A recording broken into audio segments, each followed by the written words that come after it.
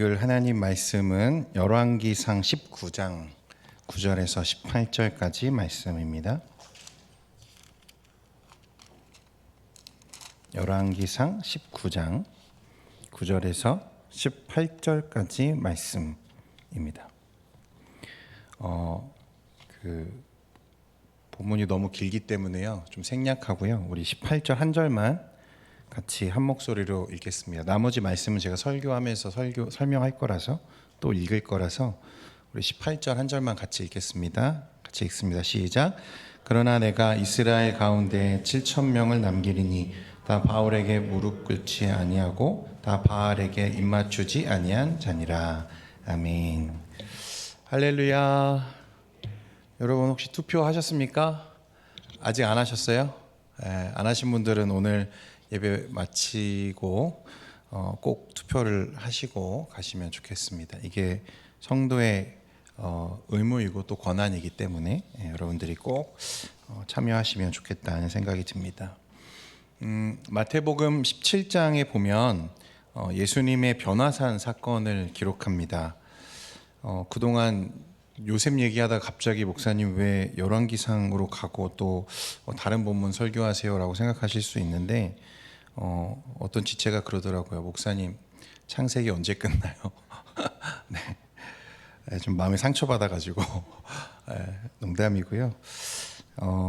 제가 원래 계획했던 설교 일정이 있었는데 이게 그 후임 목사님 청빙하는 과정에서 계속 이제 좀 틀어지고 좀 어그러지고 또 다음 주에는 전체 출석 주일이고 그 다음 주에는 또 공동의회로 저희 4부 예배가 없습니다. 이따 광고하겠지만 그렇게 되다 보니까 제가 설교하려고 했던 일정들이 조금 맞지 않아서 오늘은 좀 다른 본문을 설교하려고 해요. 그래서 여러분 마태복음 17장에 보면 예수님의 그 변화산 사건이 기록이 되거든요. 예수님이 제자들을 데리고 변화산에 올라가셨을 때 예수님과 제자들 앞에 두 명의 선지자가 모습을 드러냅니다. 누구냐면 한 명은 모세였고 다른 하나는 엘리야 선지자였어요. 모세와 엘리야. 많은 선지자가 하나님의 사람으로서 각 시대에 쓰임 받았지만 그 중에 가장 탁월하고 가장 선명하게 장차 오실 우리 예수 그리스도를 예표하는 모형으로 쓰임 받았던 두 사람을 꼽으라면 당연히 모세와 엘리야일 거예요. 모세가 1등, 엘리야가 2등 이렇게 정리해도 무방합니다. 그의 영향력, 그의 사역, 그의 능력들을 가늠해 볼 때 모세와 엘리야는 정말 탁월한 선지자죠. 그렇다고 해서 다른 선지자들이 별 볼 일 없다는 얘기는 아닙니다. 그만큼 두 사람의 사역이 굉장히 파워풀하고 굉장히 능력 있게 말씀에 기록되고 있는 거죠. 우리가 기억하는 엘리야 선지자는 2등이긴 하지만 위대한 선지자입니다. 갈멜산 전투에서 850명의 이방 선지자를 쳐 죽이고 하늘에서 불을 내리게 하고 하나님의 크심과 위엄을 만천하에 드러내었던 선지자. 여러분 17대 1도 아니고 850대 1이죠. 증인은 이스라엘입니다. 저도 왕년에는 한 16대 1 정도는 했는데 물론 증인은 없습니다. 네. 여러분 이거 믿으시면 안 돼요. 네. 그가 기도하면 비가 오지 않고 그가 기도하면 다시 비가 오는 그런 진짜 하나님의 능력을 크게 받았던 선지자로 유명하죠. 그런데 오늘 말씀을 우리가 이제 살펴보게 되면 모세 이후에 가장 위대한 선지자로 칭송받는 엘리야와는 전혀 어울리지 않는 아주 초라한 모습으로 그가 드러나게 됩니다. 19장 2절 말씀 우리 같이 한번 읽겠습니다. 19장 2절입니다. 시작. 이세벨이 사신을 엘리야에게 보내어 이르되 내가 내일 이맘때에는 반드시 내 생명을 저 사람들 중 한 사람의 생명과 같게 하리라. 그렇게 하지 아니하면 신들이 내게 벌 위에 벌을 내림이 마땅하니라 한지라. 갈멜산 전투에서 크게 하나님이 엘리야에게 응답하셨고 큰 승리를 거두었습니다. 그리고 이제 이방 선지자들을 전부 쳐 죽였죠. 이제 하나님의 나라가 곧 세워지겠구나 했는데 이름에서도 단번에 그의 악함과 그가 우상 숭배자라는 것을 알 수 있는 이세벨이라고 하는 아주 악독한 여자가 등장하죠. 당대의 권력자인데 이제 그 사건을 두고, 갈멜산 사건을 두고 이세벨은 네가 죽인 그 선지자들처럼 나도 너를 쳐 죽일 거야 라고 선언하죠. 심지어 신들의 이름을 부르면서 내가 너를 죽이지 않으면 신들이 내게 벌 위에 벌 주시는 게 마땅하다라고 말합니다. 내가 널 반드시 죽이겠다는 거예요. 그래서 이 엘리야가 이 말을 듣고 어떻게 하는가, 3절과 4절 말씀에 같이 읽겠습니다. 시작. 그가 이 형편을 보고 일어나 자기의 생명을 위해 도망하여 유다에 속한 브엘세바에 이르러 자기의 사원을 그곳에 머물게 하고 자신은 광야로 들어가 하룻길쯤 더 가서 한 로뎀나무 아래에 앉아서 자기가 죽기를 원하여 이르되 여호와여 넉넉하오니 지금 내 생명을 거두시옵소서. 나는 내 조상들보다 낫지 못하니이다 하고. 이제 엘리야가 어떻게 하고 있죠? 도망쳤어요. 그 이세벨의 그 협박에 도망쳤어요. 꽁무니가 빠지게 광야로 내뺐습니다. 그리고 한 로뎀나무 아래에 앉아서 하나님께 투정 부리기 시작하죠. 자기 생명을 이제 거두어 달라는 거예요. 나는 더 이상 힘이 없습니다. 나는 내 조상들보다 못하니 나를 죽여달라는 거죠. 이해가 안 되는 부분이 있어요. 엘리야가 왜 도망갔을까? 앞에서는 850명과 겨루어 이겼던 선지자가 이세벨이라고 한 여자에게 겁먹고 도망쳐야 될 이유가 있을까? 그가 이전에 보여준 능력과 위엄이라면 이세벨이라고 하더라도 두려워할 이유가 전혀 없을 것 같은데 왜 그는 도망쳐야 했을까 하는 것입니다. 또 하나는 어차피 하나님께 죽여달라고, 내 생명을 거두어 달라고 할 거면 왜 한번 겨루어 보지도 않고 그가 도망쳤을까라는 거죠. 이래 주구나 저래 주구나 죽기가 매한가지라면 붙어나 보지. 물론 이유가 있겠죠. 이제 말씀에 보면 지쳐 있고 낭망해하고 있는 이 엘리야에게 하나님이 그 구운 떡과 음식을 준비하시고 그를 위로하십니다. 그리고 하나님의 음성에 힘입어서 이제 엘리야가 어디로 계속 향해 가냐면 호렙산으로 올라갔다고 말씀하죠. 8절 말씀에 이에 일어나 먹고 마시고 그 음식물에 힘을 의지하여 40주 40야를 가서 하나님의 산 호렙에 이르니라. 40일을 걸어서 엘리야가 어디로 갔냐면 호렙산으로 갔어요. 호렙산. 호렙이라는 이름보다 더 유명한 이름이 있는데, 여러분 호렙은 잘 몰라도 시내산 여러분 들어보셨습니까? 시내산. 이 호렙산과 시내산은 같은 곳이에요. 성경을 좀 읽어본 분들은 이 시내산이 어떤 의미로 성경에 등장하는지 잘 알 겁니다. 엘리야는 왜 시내산으로 갔을까? 왜 도망쳤고 왜 하나님께 나를 죽여달라고 하고 왜 그는 힘을 얻어서 다시 이 호렙산까지 40일을 걸려서 걸어갔을까? 그가 등산을 좋아해가지고 갈멜산보다 더 큰 시내산을 갔을 리는 없고, 여러분 왜 그런 장소들 다들 있으시죠? 그 장소만 가면 떠오르는 특별한 감정 또는 감성, 기억이 묻어있는 나에게 좀 의미 있는 장소 없으세요? 여러분? 내가 다녔던 학교일 수도 있고, 내가 어렸을 때 살았던 그 작은 집일 수도 있고, 나의 어떤 것들을 떠오르게 하는 의미 있는 장소들이 누구나 다 하나씩은 있죠. 제가 중학생 때, 그보다 더 어렸을 때 또 우리 교회를 다녔는데 20년도 한참 더 된 일인데요. 저희 교육관 옆에 그 작은 건물 1층이 오락실이었어요, 여러분. 그리고 그 옆이 바로 우리 그 중등부 예배실이었거든요. 어머니가 이제 교회 가서 헌금하라고 돈을 주시면 가는 길목에 꼭 뭐가 있어요? 오락실이 있잖아요. 그 지나갈 수가 없죠. 오락실에 꼭 가서 오락하다가 뒤이어 잡으러 오는 선생님들께 붙들려서 예배에 갔던 기억이 많이 납니다. 제가 그런 사람이었어요, 여러분. 그런데 여기서 목사하고 있죠. 하나님의 은혜입니다.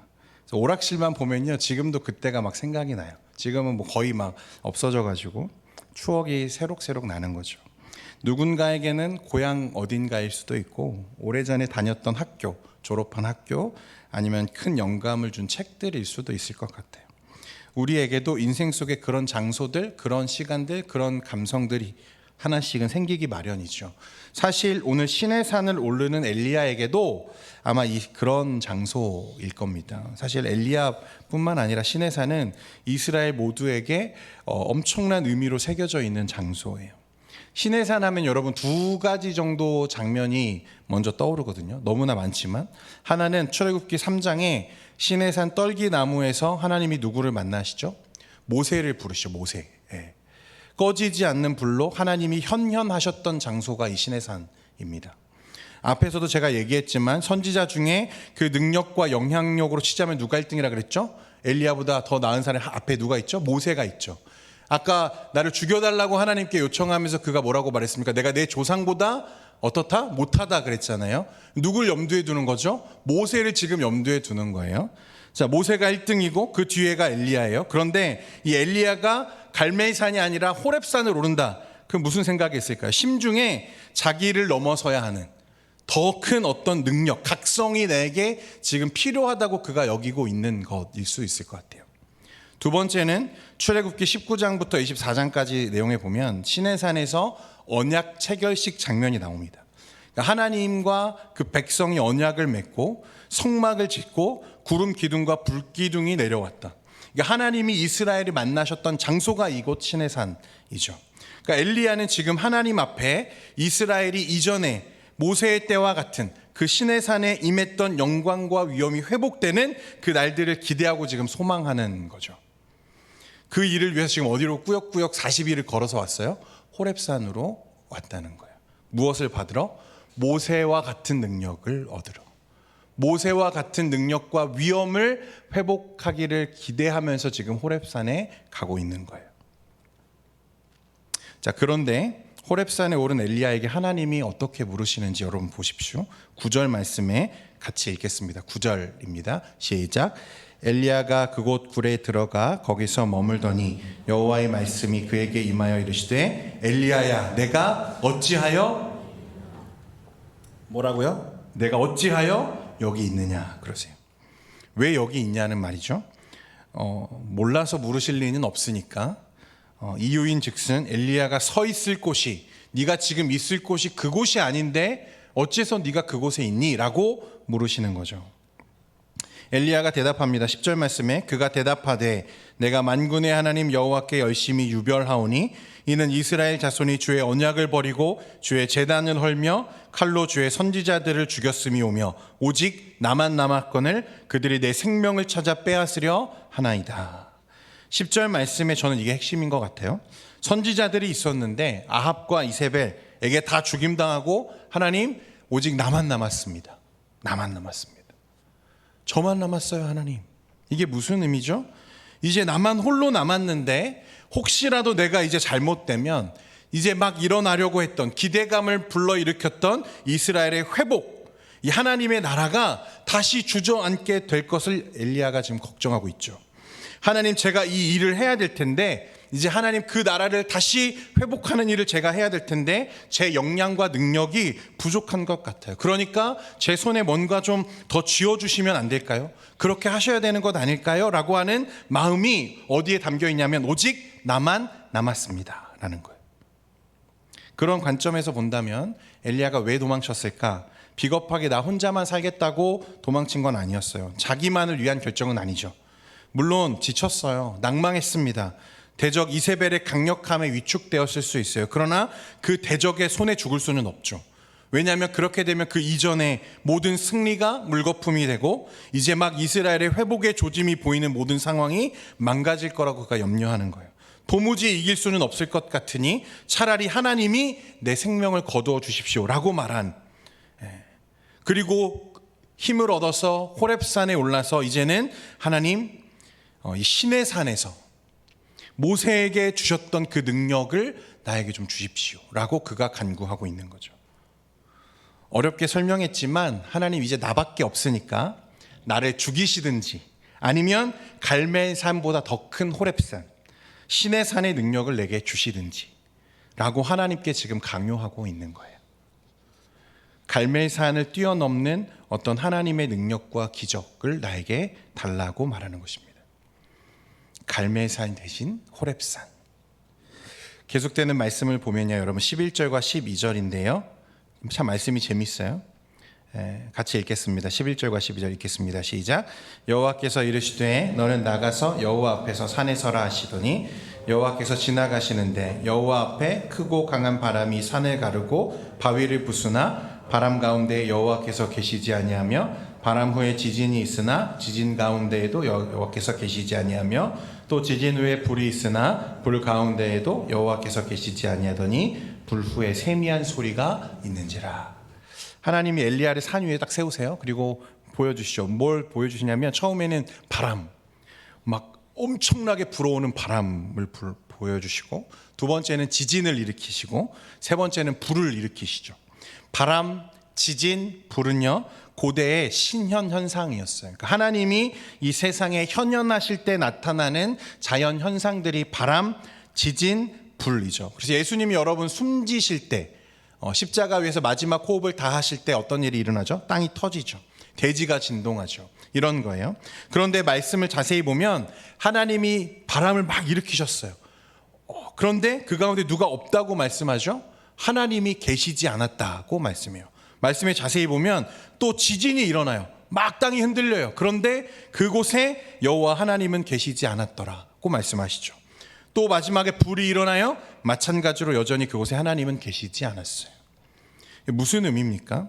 여러분, 바람이 막 불어오기 시작했을 때 엘리야는 막 기대했을 거예요. 드디어 하나님 나에게 응답하시는군요. 이제 호렙산과 같은 갈멜산보다 더 큰 능력을 주시는구나. 그렇지 않았겠어요? 그런데 하나님이 없어요. 다시 지진이 일어나요.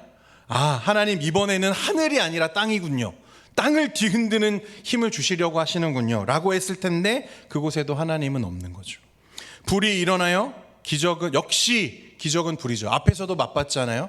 850대 1 하나님이 하늘에서 불을 내리셔서 그가 승리하게 됐는데 갈멜산보다 더 큰 불을 이제 주시려는구나 라고 기대하는 찰나에 그곳에도 하나님은 계시지 않는 거죠.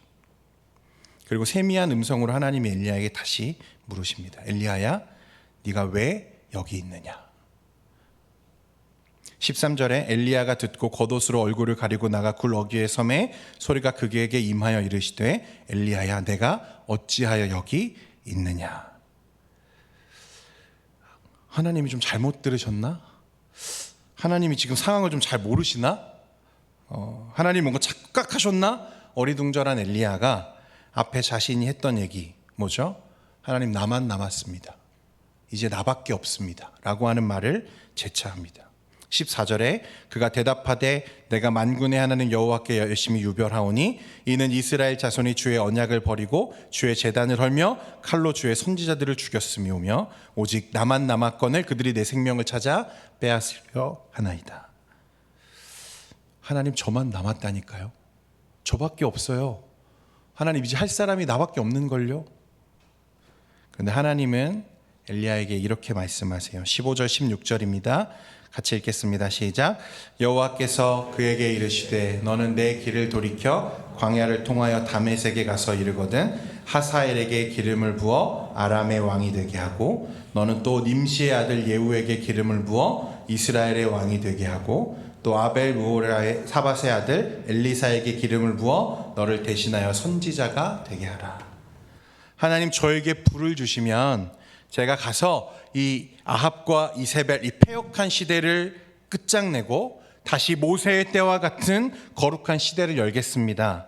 하나님, 바람, 구름, 지진 주세요 라고 부르짖는 엘리야에게 하나님은 뭐라고 말씀하시죠? 가서 사람들에게 기름을 부어서 하사엘은 아람의 왕이 되게 하고 예후에게는 기름 부어서 이스라엘의 왕이 되게 하고 또 엘리사에게 기름을 부어서 너의 뒤를 이을 선지자로 그를 세우라고 말씀하세요. 쉽게 말하면 엘리야야, 네가 이제 해야 할 일은 불을 받아서 아합과 이세벨을 처단하고 그들과 대적하는 게 아니고 내가 원하는 사람들 하사엘과 예후와 엘리사에게 가서 다음 세대를 세우는 일이야 라고 말씀하시는 거예요. 17절에 보니까 하사엘의 칼을 피하는 자를 예후가 죽일 것이요 예후의 칼을 피하는 자를 엘리사가 죽이리라 라고 말씀하시죠. 그러니까 엘리야가 기름 부어 세운 세 사람을 통해서 하나님이 네가 말하는 그 일들은 내가 이룰 거야 라고 지금 말씀하고 계세요. 하사엘의 칼을 피하는 자는 예후가, 예후의 칼을 피하는 자는 엘리사가 죽일 거야. 이 패역한 시대를 향한 하나님의 심판을 예고하시죠. 그래, 그 일 이룰 거야. 그런데 그 일은 네가 아니라 누구야? 너의 다음 사람들이 할 일이야. 나밖에 없습니다 라고 말했던 엘리야는 이 일을 지금 누가 하겠다고, 누가 해야만 한다고 말하죠? 내가 해야만 한다고 말하는 거예요. 내가 하겠다는 거죠. 그런데 하나님은 그건 네 일이 아니야. 네가 이제부터 해야 하는 일은 너의 다음 사람들을 세우는 일이야 라고 말씀합니다. 네가 그렇게 하면 어떤 일이 있을 거야? 18절 말씀에 여러분 아까 같이 읽었죠? 한 번 더 읽겠습니다. 시작. 그러나 내가 이스라엘 가운데 7,000명을 남기리니 다 바알에게 무릎을 꿇지 아니하고 다 바알에게 입맞추지 아니한 자니라. 네가 다음 사람 하사엘과 예후와 엘리사를 세우면 어떤 일이 일어납니까? 바알에게 무릎 꿇지 아니한 7,000명이 그 가운데 일어날 거야 라고 말씀하시죠. 7,000명은요, 여러분 7은 그 성경적인 개념에서, 이스라엘 고대 근동의 개념에서 7은 완전수죠. 하나님이 6일 동안 창조하시고 7일째 뭐 하시죠? 안식하셨잖아요. 이 7이라고 하는 숫자는 이스라엘 굉장히 상징적인 숫자죠. 완전수입니다. 그런데 7,000명은 어떤 의미죠? 엄청나게 많은 완전한 사람들을 의미하는 거예요. 7,001명은 안 되고 7,000명만 되는 그런 개념이 아니라 엄청나게 많은 하나님의 거룩한 사람들, 너의 뒤를 이어서 하나님의 나라를 건설해가고 세워갈 바알에게 아직 무릎 꿇지 아니한 완전한 하나님의 사람들이 숱하게 일어나게 될 거야 라고 하나님 말씀하시죠. 지금 하나님의 시선과 여러분 엘리야의 시선이 엇갈려 있는 것을 우리가 보게 됩니다. 엘리야는 지금 하나님보다 어떻게 하려고 하죠? 앞서가려고 하는 것 같아요. 우리는 종종 하나님 나만 남았습니다 라는 생각에 사로잡힐 때가 있습니다. 저도 굉장히 그런 생각들과 많이 싸우고 있는 중인데, 그렇게 우리의 마음이 분주해지면 보이지 않는 게 하나 있어요. 내가 해야 돼, 내가 해야만 해 라고 하는 생각에 사로잡히기 시작하면 보이지 않는 게 있어요. 그럼 뭘까요? 여러분 생각해 보세요. 갈멜산에서도 하나님은 엘리야와 함께 하셨어요. 맞죠? 그리고 엘리야가 이세벨을 피해서 광야로 도주했을 때에도 하나님은 어디 계셨어요? 네, 엘리야의 옆에 계셨어요. 그런데 엘리야는 굳이 40주야를 방황하며 하나님을 지금 찾아 나서죠. 어디로요? 호렙산까지. 여러분 하나님이 함께 계시는데 하나님을 찾는, 여러분 웃기지 않습니까? 이 모습이 얼마나 우스꽝스럽습니까? 하나님의 일을 하겠다고, 하나님의 사명을 내가 감당하겠다고 그 열정을 불태우는 엘리야가 정작 자신과 함께하는 지금 하나님은 보지 못하고 하나님의 불, 하나님의 능력, 하나님의 바람만을 구하고 있는 거죠. 하나님을 향한 신뢰나 믿음이 이 시대를 향한 과도한 열정과 사명감에 몰입되어서 불을 내리시는 하나님을 찾는 게 아니라 하나님이 내리시는 불을 찾아 나서죠. 여러분 이게 우리의 연약함이 아닌가 싶습니다. 여러분 그 성경에 보면 예수님 당시에 바리새인들이 외식하는 자라고 굉장히 책망받잖아요. 왜 외식하는 자일까요? 여러분 그들은 말씀을 정말 열심히 지키려고 노력했거든요. 율법을 정말 철저하게 지키려고요. 얼마나 노력했는지 몰라요. 얼마나 자주 금식하고 얼마나 구별된 삶을 살기 위해서 철저하게 그들이 노력했는지 감히 따라갈 수 없을 만큼 대단하죠. 그런데 그들의 열심 가운데 무엇은 없죠? 하나님은 없는 거예요. 열심히는 했는데 하나님은 없어요. 그게 그들이 책망받은 이유죠. 사랑하는 청년 여러분, 주 예수 그리스도께서 이미 우리에게 오셨고 이미 우리 안에 계심을 우리가 믿습니다. 할렐루야. 그런데 우리의 시선은 때로는 예수님이 아니라 무엇에 관심이 있죠? 예수님이 나에게 주시는 무언가에 관심이 많을 때가 많죠. 예수님을 구하는 게 아니라 우리의 시선은 늘 예수님이 주시는 바람, 불, 지진에만 관심이 있을 때가 많죠. 하나님, 주님, 나에게 좀 능력을 주세요. 나를 좀 도와주세요. 그러면 내가 이 일을 할 수 있을 것 같아요. 아니에요, 여러분. 주님은 늘 우리와 함께 계시고 주님이 우리와 함께 하실 때 나타나는 현상들이 뭐냐면 불이고 바람이고 지진인 거예요. 그건 현상일 뿐이죠. 그러니까 우리가 가져야 되는 건 뭐예요? 신실하신 하나님이 나와 함께 하고 계시고 그 신실하신 하나님을 내가 또한 신실하게 바라보는 것. 여러분, 그게 우리에게 진짜 필요한 거죠. 엘리야는 이 강력한 대적 앞에서, 그 시대의 사명 앞에서 지금 자신의 상황, 자신의 자리를 망각하죠. 하나님, 모세 같은 능력을 주시면 제가 이 일을 감당할 수 있을 것 같아요. 하나님, 저에게 물질을 많이 주시면 제가 이 일을 감당할 수 있을 것 같아요. 하나님, 저에게 좋은 학교 붙여주시면 제가 교회 잘 다닐게요. 여러분, 그런 건 없어요. 그런 건 일어나지 않아요. 우리 주 예수 그리스도는 언제나 우리 옆에 계십니다. 믿으십니까? 여러분, 이 사실에서 흔들리지 마세요. 함께 하시죠. 내가 하는 게 아니에요.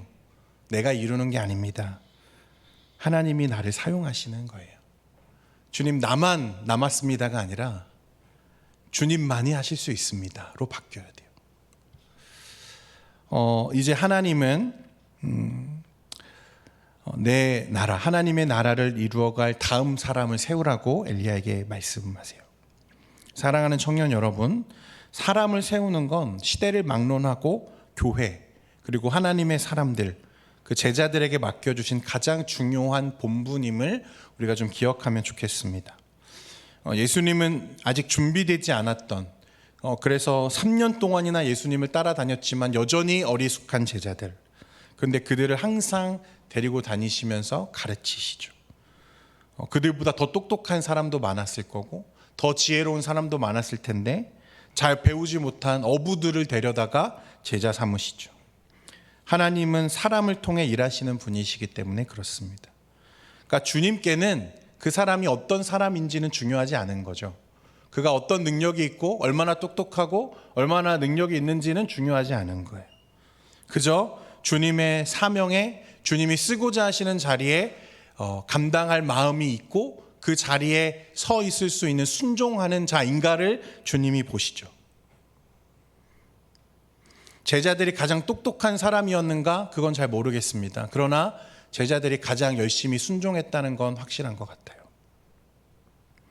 여러분, 우리 청년부는 지난 2년간 우리 특히 리더와 임원들, 우리 헌신자들의 기도와 섬김으로 코로나를 어느 정도 극복했고 예배 공동체의 모습을 많이 회복했죠. 물론 이게 완성이다, 여러분, 그건 없죠. 하지만 우리는 이제 더 큰 비전과 꿈을 꾸어야 되고, 특히 내년에 이제 새로운 담임 목사님이 우리에게 청빙되어지면 정말 또 기대감이 또 우리에게 있지 않습니까? 우리 안에 이루실 하나님의 나라를 우리가 기대합니다. 자, 그런데 여러분, 이제 우리가 해야 될 일은 무엇일까? 다음 사람을 예비하고 세우는 것이 필요합니다. 우리 리더들, 우리 임원들 정말 고생 많았거든요, 여러분. 이거 진짜 여러분 칭찬해 주셔야 돼요. 여러분, 그들이 여러분들보다 바쁘지 않아서 공동체에 섬긴 거 아니고요. 여러분들보다 한가해서 그렇게 시간을 들여서 여러분들을 섬겨준 게 아니에요. 그렇죠? 주님이 나를 부르셨다는 걸 신실하게 믿기 때문에 여러분 한결같이 공동체를 위해 기도하고 그 자리에 서 있는, 순종하는 우리 리더들이었죠. 그런데 언제까지 그들에게 맡길 겁니까? 언제까지 엘리야여야 하죠, 여러분? 부탁합니다, 여러분. 누군가가 해주겠지, 누군가는 다음을 이어가 주겠지, 여러분, 그런 생각이시라면 여러분, 그건 진짜 하나님이 주시는 생각이 아니라고 믿어요. 이제 그 11월 12일에 우리가 예정되어 있는 간담회, 우리가 그날 예배가 조금 취소돼서 일정이 조정될 수도 있습니다만, 간담회를 지나고 나면 12월 첫째 주에 우리가 총회를 합니다. 내년에 이제 청년부가 새로운 도약을 위해서 조직을 좀 개편하고 다시 하나님의 나라를 위한 어떤 시도들을 이루어 갈 텐데, 여러분, 새로운 사람들을 우리가 총회를 통해서 세울 겁니다. 이제 임원들이 세워지고 리더들이 세워져야 돼요. 여러분, 그 자리에 하나님이 부르심이 있을 때 여러분 순종하시기를 바랍니다. 할렐루야. 여러분들 전부가 다 리더가 돼야 돼요. 언제까지 어린아이의 신앙으로 앉아 있을 겁니까? 언제까지 남이 챙겨주는 여러분 신앙 안에 머물러 계실 건가요? 여러분, 이제 일어나야 돼요. 여러분들이 전부 하나님의 나라를 향한 제자로 서야 하고, 또 여러분들의 섬겨줬던 여러분들의 선배와 여러분들의 리더보다 더 공동체를 위해서 여러분들이 쓰임 받기를 원해요. 혹시 남은 기간 동안 여러분들 공동체를 위해 기도하시고 내가 내년에는 임원으로 또 내가 공동체를 좀 섬겨야겠다라는 마음을 하나님이 주신다면 여러분 기꺼이 순종하고 하나님께 드리는 여러분 되기를 축원합니다. 그러면 어떤 일이 일어나는가? 바알에게 무릎 꿇지 아니한 7,000명이 우리 청년부 가운데에서 일어날 줄 믿습니다. 여러분 이게 하나님의 역사예요. 한 사람의 능력으로 이루어지는 게 아니라 계속해서 세워지는 하나님의 사람을 통해서 이루어 가시는 하나님의 나라, 우리가 같이 꿈꿀 수 있기를 바랍니다. 기도하겠습니다. 하나님 아버지, 우리에게 귀한 공동체 주시고 공동체를 섬기게 하시고 하나님의 나라를 꿈꾸게 하시니 감사합니다. 하나님, 우리가 이 공동체를 사랑하는 주님의 마음을 닮아서 우리가 서로 지체를 사랑하고 또한 필요하다면 기꺼이 내 시간과 물질을 들여 하나님의 나라를 세워가고 섬기는 우리 청년부 되게 하시고, 그러할 때 주님 엘리야를 통해서 하나님의 나라를 이루셨고 또한 그 다음 세대를 예비하신 것처럼 하나님 바알 앞에 무릎 꿇지 아니한 7,000명이 일어난 준비되어 있다고 말씀하신 것처럼 우리 청년부 안에 하나님의 큰 역사와 능력이 가득 넘치게 하여 주옵소서. 우리가 우리 안에 이루실 하나님의 나라를 기대합니다. 예수님의 이름으로 기도합니다. 아멘.